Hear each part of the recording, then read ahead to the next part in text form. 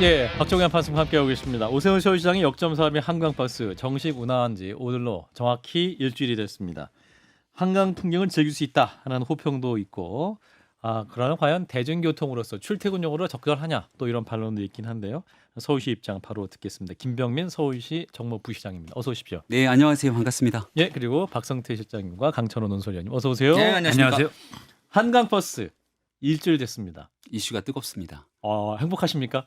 아니 한판 승부에서도 어제 그제 방송을 들으니까 한 30분 한강버스 얘기를 하더라고요. 물 타고 계셨어요? 아니 제가 서울시에 들어가서 한강버스는 떴습니다. 한판 승부에서 굉장히 오랜 시간 동안 다룰 정도로 이슈가 되고 있구나라는 예. 생각이 되고요. 예. 많은 시민들이 관심을 가져주시는 것 같습니다. 예. 걱정해 주신 분도 있고 이렇게 하면 조금 더 잘 될 것 같다라고 조언해 주신 분도 많은데 예. 그만큼 서울시가 더 노력하도록 하겠습니다. 그 개통 닷새 만에 누적 탑승객이 12,913명. 이거 많이 탄 거네요. 지금 지난주 목요일에 개통을 했고 예. 어제까지 한 일주일 정도를 조사해 보니까 예. 한 19,343명, 그러니까 약 2만 명 정도가 탄 것 같고요. 예. 하루 평균으로 치게 되면 한 3, 4천 명 정도가 탑승한다 이렇게 보시면 될 것 같습니다. 예. 꽉꽉 차서 돌아갑니다. 1,000명 정도는 기자들이 기사 쓰려고 탔을 수 있어요. 타보시지 않아서 그런데 현장을 보면 주말에요. 기자들이 1,000명 탔다니까. 기사 써야 되니까요. 특히 유튜버. 주말 같은 경우에는 가족 단위로 나오셔서 어. 배를 타고 즐거워하시는 분들이 너무너무 많고요.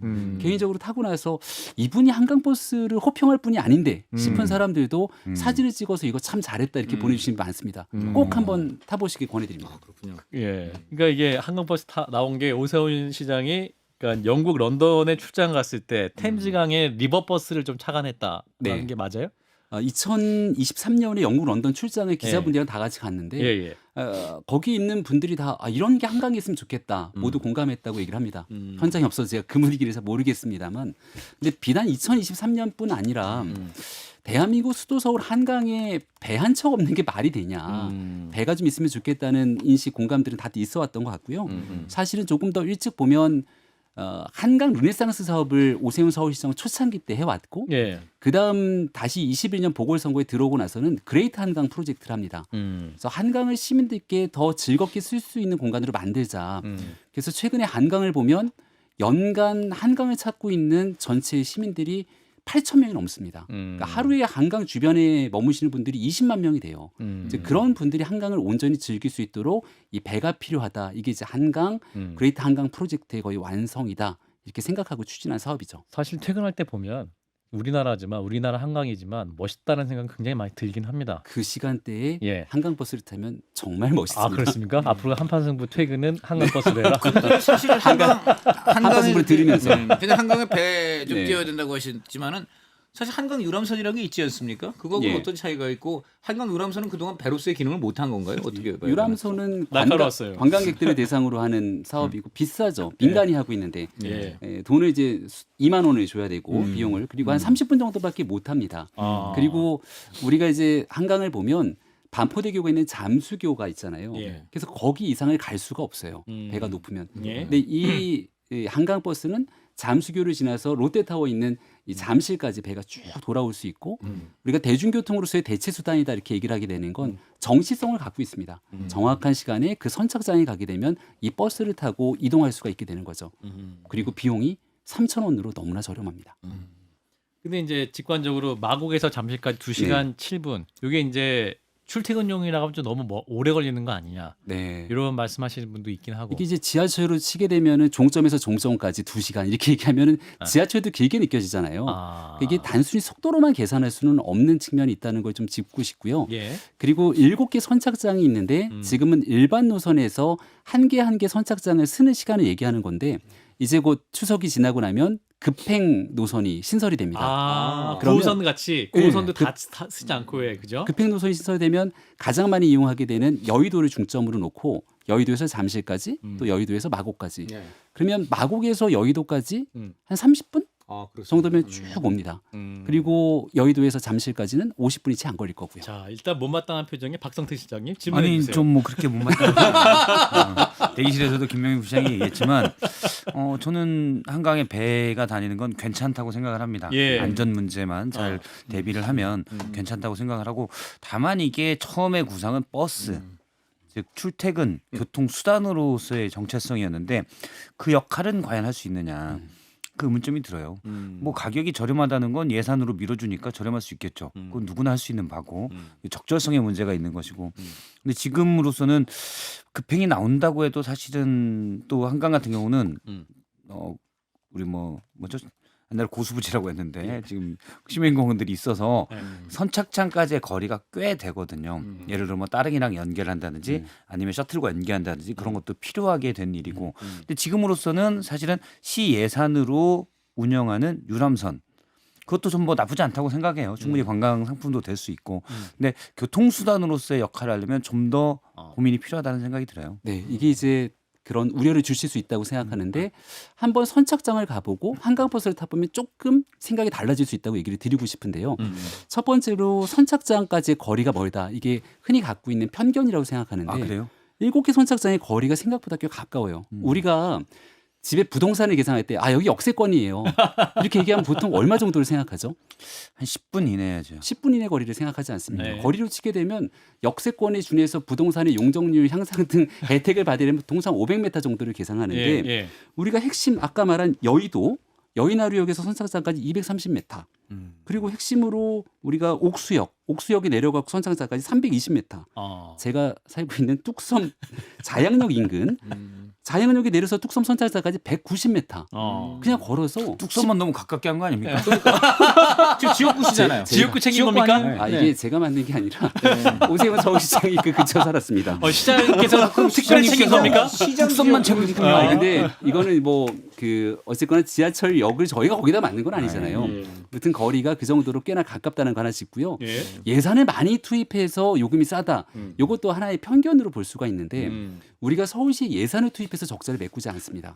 물론 적자가 난 메꿔야 되는데 선착장을 가보면 선착장을 정말 잘 만들어놨어요. 과거 이제 박근혜 대통령의 창조 경제를 얘기한다면 저는 한강 경제를 얘기하고 싶은데 선착장에 가면 멋진 한강뷰에 스타벅스 같은 카페들이 있습니다.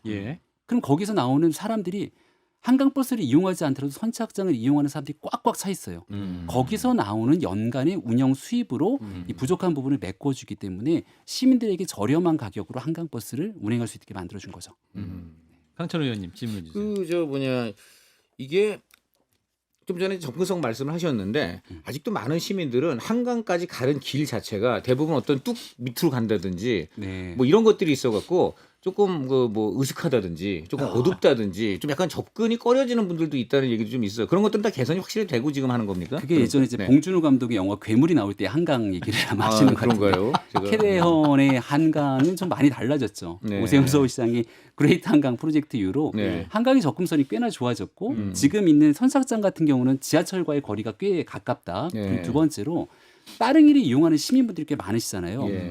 한강 공원 안에 과거에는 따릉이가 못 들어왔습니다. 네. 근데 이번에 한강 선착장 주변으로 따릉이 정거장을 놓고 그 내용들이 다 연결해 놨거든요. 편하게 따릉이를 타고 이동해서 올 수 있는 네. 편안한 거리들도 마련이 됐다. 예. 그리고 한강공원을 가면 요즘같이 날씨 좋을 때는 피크닉 공간으로서 한강을 정말 많이들 이용하지 않습니까? 그렇죠. 네. 그래서 꼭 내가 작정하고 여기서 여기까지 가야겠다의 기능보다도 한강을 좀 편안하게 여유롭게 즐기면서 뚝섬 한강공원에서 놀다가 다시 돗자리 싸갖고 난 이번에 여의도 가서 놀겠다. 이런 분들의 수요도 충족할 수 있다고 봅니다. 이 안전 그리고 또 하나는 한 가지 걱정은 막 그 여름에 호우 같은 거 몰아치고 할 때 맨날 어떻게 보면 정말 이제는 정기적으로 내가 이제 타는 게 습성화된 사람들은 그렇죠. 마치 지하철 타듯이 계속 타고 싶은데 정말 호우가 막 집중 호우가 온다든지 이런 상황이 들 때 어떻게 됩니까? 이제 이런 것들에 대한 네. 대책은 있나요? 네. 제가 동부간선도로변에 살고 있는데 네. 이렇게 비가 많이 오면 동부간선도로도 침수가 돼서 교통통제를 하기도 합니다. 그렇죠. 네. 그러니까 마찬가지로 이 우리가 극한호우라든지 이런 이상 기변에 따라서 얼마든지 교통수단이 좀 통제가 될 수 있다는 부분들은 시민들에서 인식을 하고 있거든요. 네. 근데 이것도 하나의 편견일 수 있는데 야, 한강에는 비도 많이 오고 겨울에는 강이 얼고 하니까 그렇죠. 네. 이거 못 다니는 시간이 많겠지라고 생각할 텐데 네. 저희가 연간 통계를 기점으로 한강버스가 운행하지 못하는 일수를 계산해 보니까 네. 연간 한 20여일 정도가 되더라고요. 그렇게 많은 숫자가 아닙니다. 주로 비 때문에 그런가요? 뭐그 20여일은 겨울- 어떤 거에 해당돼요? 앞서 말씀드렸던 겨울, 네. 겨울철에 이제 한강이 조금 얼을 얼어서. 때가 있고요. 네. 저희가 이제 한강의 물을 위에 있는 상류에서 네. 이 물을 방류하게 되면 네. 팔당 때문에 물을 방류하게 되면 한강 수위가 올라가잖아요. 그렇죠. 네. 제일 어려운 거는 한강 수위가 올라가면 잠수교를 지나갈 수가 없게 되기 때문에 그렇죠. 지난주 토요일처럼 그런 경우에 한해서는 운항이 좀 어렵습니다. 네. 나중에 급행이 생기면 예. 시간은 얼마 정도로 단축이 되나요? 앞서 말씀드린 것처럼 여의도를 기점으로 봐서 마곡 끝에서 여의도까지가 30분, 30분. 그리고 여의도에서 잠실까지가 50분이 채 안 걸립니다. 근데 뭐 운항 평수도 앞으로 늘릴 거다고 하지만 네. 사실은 제가 봐도 우리나라 사람들이 제일 바빠요. 지하철 환승할 때 보면 네. 다 뛰어갑니다. 마음이 바빠요. 걸어 다니는 사람이 별로 없어요. 그리고 예. 그냥 횡단보도 또는 인도에서도 걸음걸이는 우리나라가 전 세계에서 제일 빠를 거예요. 네. 다들 바쁘게 사시거든요. 물론 부시장님은 또 기사님이 계시겠지만 다 그래서 바빠서 그런 시간에 대한 고민도 좀 필요하지 않나. 이게 출퇴근용이 되려면 저는 사실 개인적으로는 관광 상품으로서도 의미는 있다고 생각을 해요. 거기 이제 비용의 문제가 거기는 따져볼 만하지 의미 있다고 생각하는데 예. 막 이미 처음에 이제 버스라는 이름을 붙이고 출퇴근용이라고 하셨으니까 그런 부분을 좀 잘 보완해서 하면 괜찮지 않을까라는 생각이 듭니다. 네, 일단은 뭐 한강버스를 이용하시는 분들은 반드시 출근길과 퇴근길만 쓰겠다 이런 건 아니라고 다시 한번 말씀을 드리고요. 하루 종일 정시성을 바탕으로 운영을 되는 거니까. 예. 그래서 누군가에게는 퇴근길에서 막 뛰어서 집까지 빨리 가서 애를 봐야지 하시는 분도 계시겠습니다만 예. 오늘 밤에는 좀 여유 있게 배를 타고 선착장에 내려서 한강 일대에서 한강라면도 먹고 맥주도 한잔 하고 이렇게 여유를 즐기고자 하는 분들도 분명히 계시거든요. 예. 다양한 시민들의 대중교통 욕구를 충족시켜줘야 되는데 따릉이를 타시면서 자전거로 출근하시는 분들도 계십니다. 그러니까 한강버스를 이용하는 새로운 라이프 패턴의 시민분들이 늘어날 거라고 생각하고 또 조금 더 속도를 높이거나 그리고 운항 편수를 늘리기 위한 노력도 한다. 그래서 참고로 지금은 8대 중에 4대를 운행을 해요. 예. 4대는 예비선이고 예. 예. 추석이 지나면 6대를 운행하고요. 아. 연말 정도가 되게 되면 배가 12척이 딱 어. 세팅이 됩니다. 그렇게 되면 조금 더 이 배차 간격도 줄어들고 아침 7시부터 운행이 됩니다. 배 디자인도 예쁘게 좀 해주시고. 예. 요즘 그 민주당이 사법부를 공격하는 핵심 이유가 그걸 공격하는 의원님들이 내년 서울시장 선거에 굉장히 관심이 많은 분들이 있다 이런 얘기가 많단 말이에요. 그러니까 민주당은 벌써 서울시장 선거 전에 돌입한 것 같아요. 그런데 그런 점에서 본다면 지금 이 시점에서 한강버스 어떻게 보면 오세훈 시장의 또 야심작인데 나름대로 그 내년 지방선거에 대한 어떤 정무적인 이런 말씀드리면 뭐 당연히 부인을 처음에 하실 것 같은데요. 그럼에도 불구하고 정무적으로 그런 정무 측- 부시장님 답변해 주세요. 그런 식으로 그러니까 좀 어떤 좀 연관성이 없는.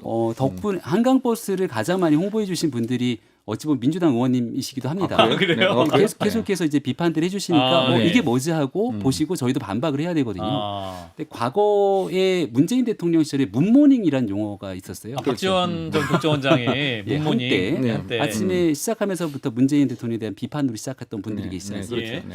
요즘은 오모닝이라는 오. 용어가 네. 새롭게 신조가 만들어지지 않을까 관심 싶어요. 없는 거 같아요. 그렇게까지 관심 없는 거 같아요. 매일에 한 번씩 많은 분들이 아니, 저는 오세훈 있다고 선수- 해주세요. 아, 예. 알겠습니다. 그럼 조금 있는 걸로 하겠습니다. 조금 있는 걸로. 그래서 예. 뭐 여러 가지 관심을 가져주시면 감사드리고 다만 비판을 위한 비판보다는 예. 이 정책적으로 조금 더 내가 만약 서울시를 이끈다면 이런 방식의 서울시정을 이끌겠다라고 하는 좀 대안적 정책 얘기를 해주시면 참 좋겠다라는 말씀드립니다. 예. 오세훈 시장이 내년에 5선에 관심이 있으신 거죠? 그 정확하게 그 얘기를 제가 나눠보지는 않았는데요. 아. 그 한강버스도 안착하고 지금까지 해놨던 많은 서울시정의 사업들을 완성을 해야 되는데 예. 무엇보다 부동산 같은 경우는 오세훈 서울시장에 대한 부동산 대책에 큰 기대를 갖는 시민들이 많습니다. 네. 근데 그걸 중간에 그만두면 어떡하냐는 많은 시민들의 요청들이 또 있는 관계로 아. 이 시정의 일을 쭉 연속성을 꾸준히 위해서? 예, 연속성을 이어가야 되지 않겠냐는 의견들이 참 많이 지금 그렇게 예, 시정의 연속성을 있습니다. 이어가서 만약 오세훈 표 부동산 정책이 네. 완성이 어느 시점까지 만약에 재선이 된다고 하면은 그게 어느 시점에 어느 정도의 결실을 거두게 되는 거예요. 2021년 4.7 보궐선거로 들어오면서 부동산 정책의 대전환이 이루어지잖아요. 예. 과거의 박원순 시정과 문재인 정부의 부동산 정책과는 완전 판이하게 다른 대전환이 이루어졌는데 부동산이 이제 빵이 아닌 것처럼 이게 나름대로 어느 정도 매듭과 결과를 맺기까지 시간이 필요합니다. 네. 과거에는 이런 재정비에 대한 재개발, 재건축 등 재정비 사업의 최종 시간 한 18년 정도를 봤는데 오세훈 서울시장 들여서 이거 다 단축시켜 놨거든요. 지금은 한 13년 정도까지 단축을 시켰는데 이걸 예. 더 땡기려고 합니다. 그러면 아마 2029년 정도가 되면 그동안 뿌려놓은 씨앗들이 실제로 착공을 하거나 사람들이 서울에 이 많은 곳들의 부동산이 결국은 새로운 내 집 마련에 대한 기대감이 결과적으로 나오는구나 볼 수 있을 텐데 또 그 시점이 그러고 보니까 그게 수치로 어느 정도 늘어나는 겁니까? 그게 수치로 보게 되면 공급이 지금은 우리가 서울에서 새로운 신규 물량 같은 거를 찾아보기가 어렵잖아요. 그렇죠. 네. 근데 연간 기준으로 보게 되면 그냥 분양 물량이라는 새롭게 눈에 보이는 물량들이 계속 쏟아져 나올 겁니다. 2029년에서 2030년 정도. 수치는 얘기 안 해주시는군요. 수치는 그냥 명확하게 소재- 제가 네. 지금 여기서 딱 언급드리기 좀 사실 어려움이 있고요. 부동산에 대해서는 오 시장님이 뭐 다른 건 모르겠지만 할 말이 전 별로 없다고 생각하는 게 이미 21년부터 서울시장직을 했는데 지금 말씀하신 대로는 뿌린 씨앗들이 그때 나온다. 사실 네. 부동산 심리도 중요한데 물론 뭐 정부가 일단은 책임이 있겠지만 서울시도 특별한 물론 신통계획 같은 거 했지만 제대로 잘 운영은 안 됐다고 들었어요. 근데 그 씨앗들이 8년 뒤에 나온다는 거는 이 빠른 부동산 시장에 대해서는 지금 뭐 임기를 한 지도 벌써 4년이 넘게 됐는데 특별한 성과는 없다. 아, 그리고 이건 아픈 데 있겠지만 뭐 지난번에 토지거래 허가제도 이걸로 불을 한번 확 낸 또 전력이 있어가지고 근데 부동산에 관련돼서는 아마 현장에 계신 분들이 가장 많이 느끼실 거예요. 흔히 말하는 목동, 네. 여의도, 잠시도 마찬가지고 재건축이 굉장히 많이 필요한 곳들을 가면 도처에 서울시에 대한 현수막들이 많이 붙어 있습니다. 근데 이런 부동산을 조금이라도 재건축 재개발을 이해하신다면 처음에 사업 계획을 세우고 여기에 대해서 정비구역으로 지정을 받고 사업 시행 인가를 받고 난 다음에 관리 처분을 거쳐서 착공 단계에 이르기까지 그 지난한 세월 동안 이게 얼만큼 관이 이걸 붙들고 있는지 아니면 전폭적으로 지지해 주는지에 따라서 결과는 바뀌게 되거든요. 지금 이제 한 4년 정도의 시간이 흐르지 않았습니까? 21년부터. 예. 그 4년 정도 동안 새롭게 지정된 정비구역의 지정의 숫자만도 꽤 많은 비중을 차지하고 있고 이게 이대로 조금만 내년 정도가 되면 이만큼 속도가 나지. 이대로 한 3, 4년 정도가 지나면 착공이 되지라고 하는 예측 가능성이 있게 되면 사람들은 안심을 하고 여기에 대한 부동산 심리가 어느 정도 적용이 되는데요. 지난번 97 부동산 대책에서 정부가 대책을 내놨지만 이 부동산 값에 대한 안정이 되지 않는 이유는 여기에 그 공공주도의 부동산 대책을 내놓긴 했지만 민간주도로 새롭게 나오게 되는 대책은 없네. 그럼 사람들의 심리가 불안해지고 동요하게 되거든요. 근데 여기에 있어서만큼은 오세훈 서울시장의 4년 부동산 대책의 일관성과 속도에 대해서는 평가할 만하다고 생각합니다. 근데 이제 같은 논리면 사실은 모든 꽤 큰 규모의 도시 뭐 부산이랄지 서울이랄지 이런 것들은 다 보통 12년 정도는 해야 성과를 낸다. 과거엔 18년. 네, 라고 해서 그래서 그때 좀 안 맞는다고 저는 보고요. 그리고 재건축에 대해서는 저는 약간 생각이 다른데 시기가 있다고 봐요. 부동산 급등 시기에는 재건축을 하는 게 오히려 주변 집값들을 올려서 오히려 불쏘시개 하는 역할들이 좀 많고 부동산 시장이 침체됐을 때 우리나라도 따지고 보면 한 10년에 4, 5년 정도씩은 늘 그런 구간들이 있었거든요. 그럴 때 해야 효과적이지 않았나 뭐 이런 생각이 듭니다. 예. 예, 정부가 이제 97 부동산 대책을 내놨긴 했습니다. 이제 핵심 뭐냐면 그 수도권의 공공택지를 LH가 직접 시행한다라는 거고 정부 주도로. 그래서 2030년까지 매년 27만 가구를 착공한다.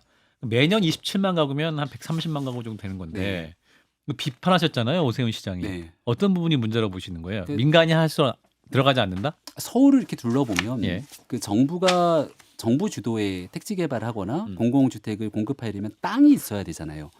근데 거기에 대한 땅, 서울을 활용할 수 있는 땅이 많지가 않습니다. 그리고 거기에서 내놓을 수 있는 물량도 서울의 핵심적인 공공 물량에 대해서도 그렇게 많은 확신을 주지 못했거든요. 결국은 서울의 부동산이라고 하는 건 꽤 오래된 아파트들이 벌써 80년대 후반, 90년대 초반에 지어진 아파트들이 재건축? 30년이 지나서 재건축의 시기가 도래했는데 과거에 80년대 초반 이전에 지어진 아파트들은 용적률, 높이가 높지가 않고 땅에 쓸 수 있는 비중들을 적게 썼기 때문에 예. 재건축을 하더라도 사업성이 나오죠. 근데 제가 지금 말씀드린 80년대 후반부터 90년대 초중반에 지어진 아파트들은 층수가 꽤 높습니다. 그러니까 용적률을 이미 다 어느 정도 갖고 있기 때문에 일반적으로 재건축을 하고 싶어도 사업성이 나오지 않아요. 요즘 건설 환경이 좋지 않기 때문에 건설비가 올라가고 있고 이런 제반 여건들을 고려했을 때 민간 재건축을 더 활성화시킬 수 있도록 도와줘야만 안정적인 물량들이 공급돼서 패닉 바잉을 하거나 하는 심리가 동요하지 않거든요. 특히 이 중에 앞서 말씀드렸던 이 부동산 자극하지 말자는 말씀 동의하고요.